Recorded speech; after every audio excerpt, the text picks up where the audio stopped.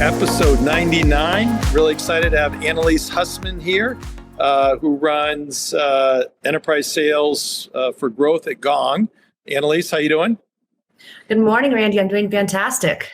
Excellent. Well, thanks for joining us. You're in, I think, Incline Village, Nevada, and I'm in New York City. So two probably very different places. I think I'd much rather be there with you. And my Wi-Fi was bad in my room, so I'm literally in a corner of a restaurant that has much better Wi-Fi. So it's worked so far. So hopefully we'll continue.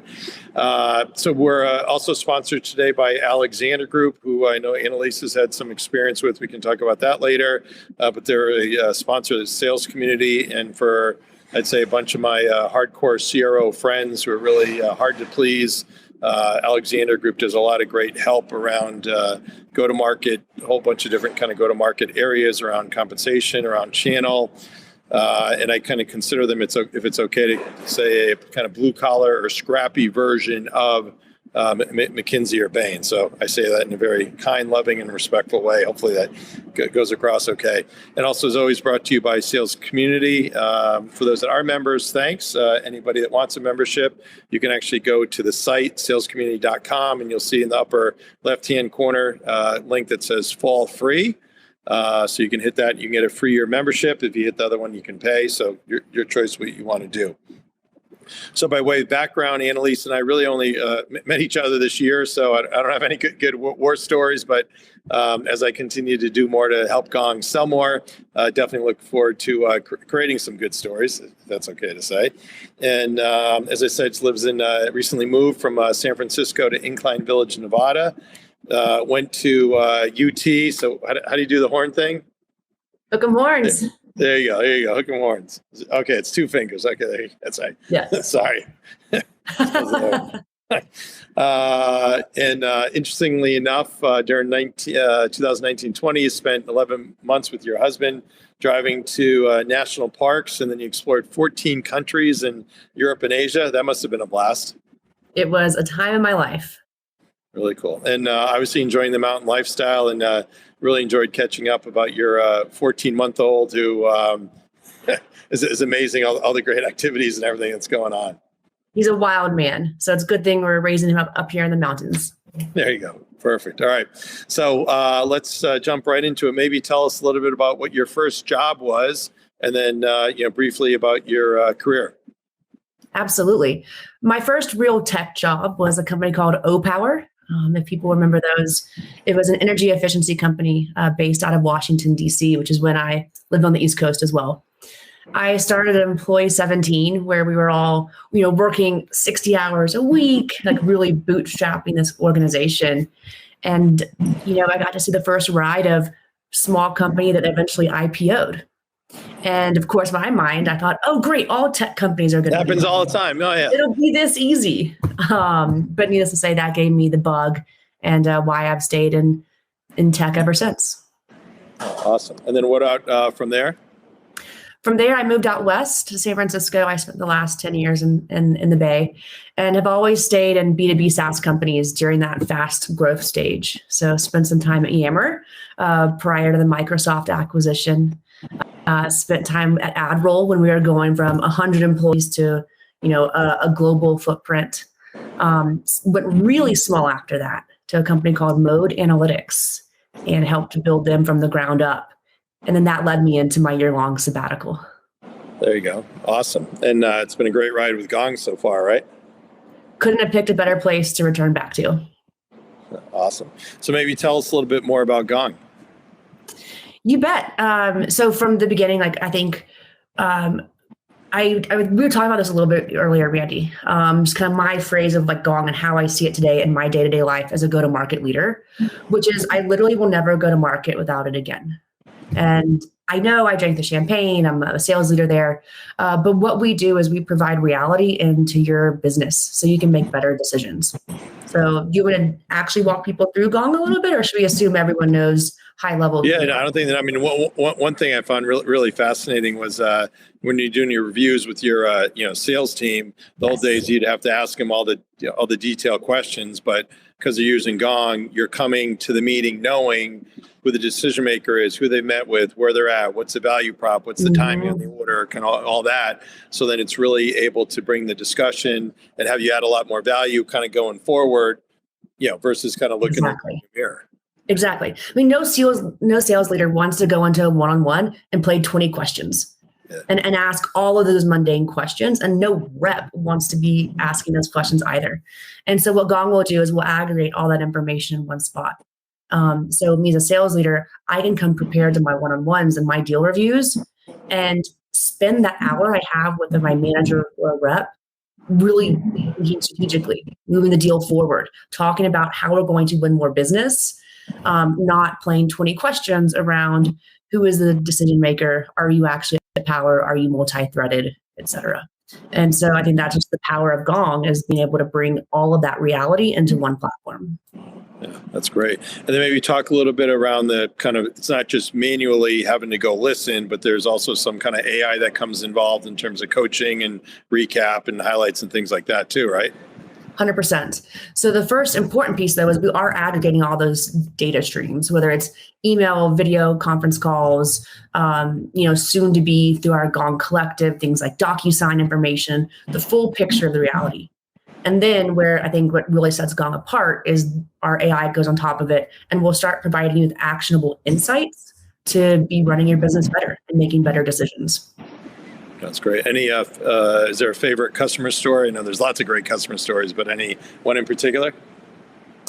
I think that the ones that always really resonate with me is when you're talking to another sales leader who will tell you, Annalies, this has legitimately made my life better.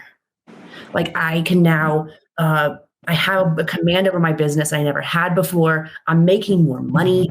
And it's all those like really small personal levers of how Gong is just changing their day-to-day operations.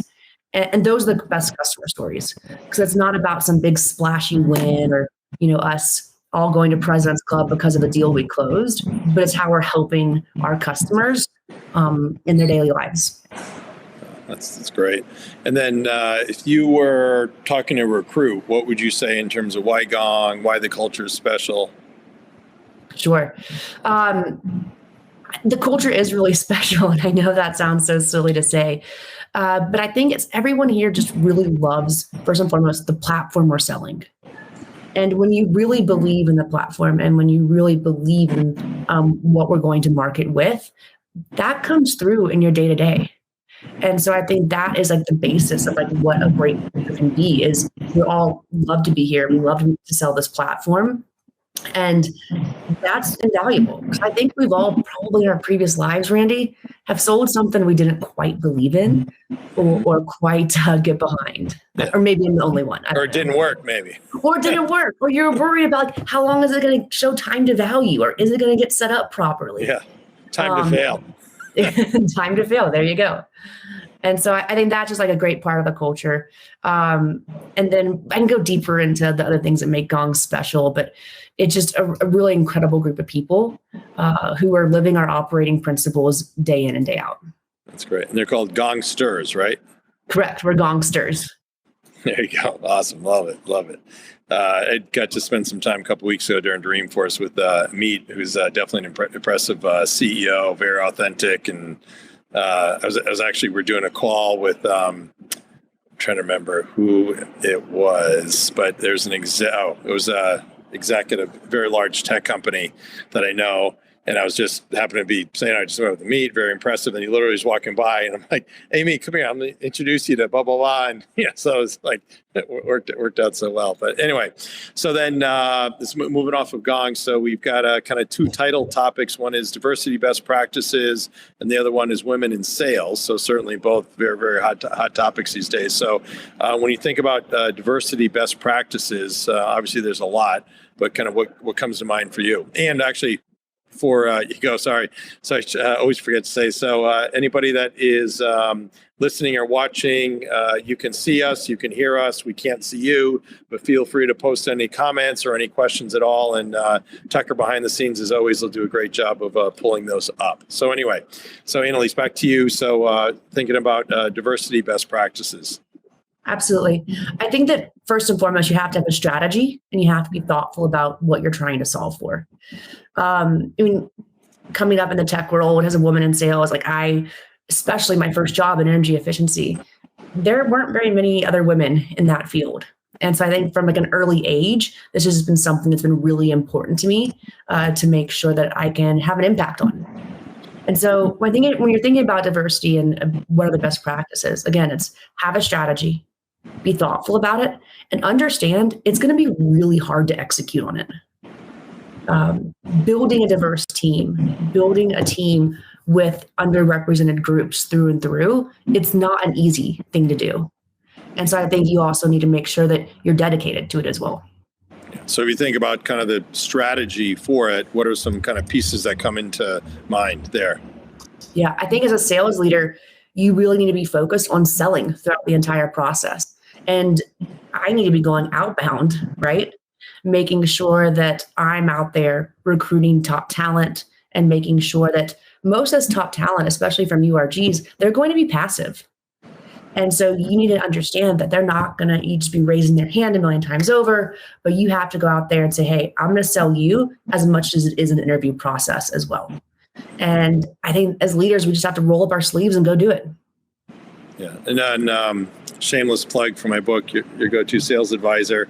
But Paolo Doble, who's on our advisory board, who's a sales leader in Sono, has a great section on diversity best practices. But one in particular, which I think is really good, is having some minimum requirement where if it's an opening, there should be some number that you have as 5 that you interview or 3 that you interview, and you've got 1 or 2 that are finalists, just to kind of help force feed it, for lack of better words, kind of into the culture and the mindset and the best practices. What do you think about that? Right. It sounds kind of like similar to the Rooney Rule, where you have to have 1 or 2 people come through the process to that. And I think you do have to, because especially if you're at a fast growth startup or any company that's moving fast, it could be really easy to say, oh, but this is a great candidate. Let's just move forward. And if you haven't created those guardrails, so to speak, or reminders for yourself, you can very easily move away from it. So I agree with that 100%. Yeah.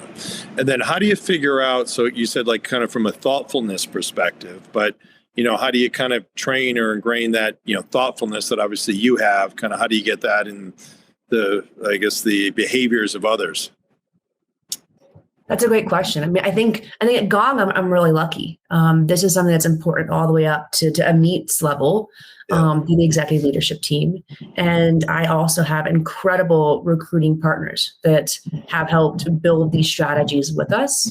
And not just that, but take it through to make sure we're meeting those numbers we committed to. And also training folks who might be new to the interview process or to the hiring and recruiting process. So it's not just something you can do in a silo on your own, but especially for me, it's wonderful to have support from ELT and from the entire TA team as well. Yeah, that's great. And then, do you look at your team to then, not to put you on the spot, but teams that you've seen before to say, okay, kind of how do you improve there's the diversity, I guess the kind of URG, as you said, aspects, but then there's also just other cultural and just background differences as well, which then plays into diversity as well, right? Absolutely. And so I would say we have a good mix. Is there always room for improvement? Of course. Yeah. Yes. And then that's where you go back to that idea, Randy, of let's go out there and do this on our own too. When I start sending out notes to people personally through LinkedIn and email, I get great responses. And so it's, if I'm a leader saying this is something that's important to me, I'm also going to put my time where my mouth is and go out and start recruiting and selling people as well. And that's something that's flowed through all the other leaders on my team, that when we were in a hyper growth stage, we all carved out an hour every week to do our own prospecting and to send out our own notes, because it was important to all of us to keep pushing that line of what good looks like. Yeah, that's great. So before we move on, any other closing thoughts on diversity best practices? No, just remember that you have to stay committed to it. And it is hard. to really build that team. But I think that's when you do build it, that's when you really just start seeing the magic happen. Yeah. And there's probably a lot of, kind of, I'll say just a raw network perspective, right? Every person that you bring in, no matter what the background is, but they bring kind of a cohort of friends and relationships. So the more you can also bring in diverse candidates, and then they've got their friends and then their friends, that kind of helps to create a lot of different pipelines for recruiting, I guess, too, right? Absolutely. And, on the other side of that coin, when you don't do it, you're all fishing from the exact same, background and pedigrees. And we all know where that leads to. There you go.